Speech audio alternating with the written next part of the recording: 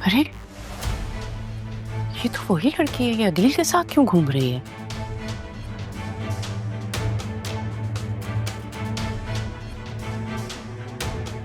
ये कहाँ तफरीह करती फिर रही है अदील के साथ?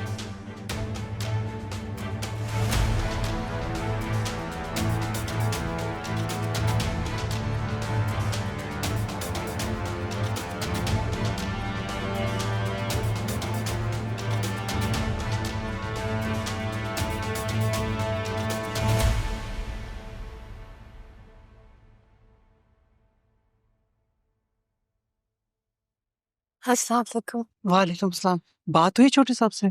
हाँ, उन्होंने कहा है कि मेरी ड्यूटी पापा के पास लगा देंगे। ये तो बहुत अच्छा हो जाएगा ना। ये तुम मेरे शौहर के साथ कहाँ गई थी? वो बेगम साहबा, इसकी तबीयत ठीक नहीं थी ना, तो इसलिए अदील साहब से कहा था कि इसे डॉक्टर पे ले जाएं। बड़े साहब भी घर पे है ना। अच्छा, अब ये घर की मुलाजमा मेरे हस्बैंड को अपना ड्राइवर बनाएगी?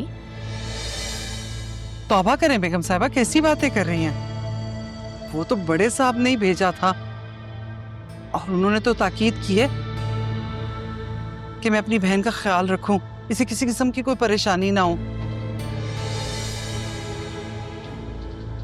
वरना तो आप जानती है ना, बड़े साहब कितनी जल्दी गुस्सा हो जाते हैं। पापा से तो मैं बात कर लूंगी, मुझे समझ में नहीं आती उनकी ये हमदर्दी का भूत कब उतरेगा। और तुम्हें गलती से अगर मेरे ससुर ने कह ही दिया था तो पीछे बैठ जाती। गाड़ी में आगे बैठने की क्या जरूरत थी? आप ही ने तो कहा था कि वो ड्राइवर नहीं है, अगर पीछे बैठती तो। बेगम साहबा, ये आप ही की तो नरम दिली है जो आप अपने नौकरों का इतना ख्याल रखती हैं। और बड़े साहब भी देखिए कितने नेक हैं, तभी तो मेरी बहन का बहुत ख्याल रखते हैं। और रही बात छोटे साहब की, वो तो इसे अपनी बहन मानते हैं। अच्छा बस बस, तुम ये अपनी हमदर्दी जो है ना, इसको अपने पास रखा करो, और खास तौर पर तुम कंट्रोल करो अपने आप को। अगर कहीं आना जाना करना होता है तो तुम्हें अदील को डिस्टर्ब करने की कोई जरूरत नहीं है। इनका बेटा है ना अरमान, वो किस लिए? जहां जाना हो उसके साथ जाओ। छोटे साहब मेरे छोटे भाई जैसे। ठीक है, लेकिन आइंदा ख्याल करना। खूबसूरत हो, पढ़ी लिखी भी लगती हो, समझदार भी हो। तुम समझ रही हो ना मैं क्या कह रही हूँ?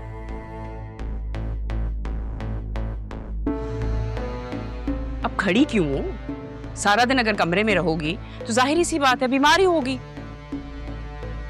हाथ पैर हिलाओ, काम करो इनके साथ। और ये इन्हें तो अब तुमसे कोई फुर्सत ही नहीं है। जो भी लोगों की चुगलियां करनी होती है ना, इस किचन में किया करो।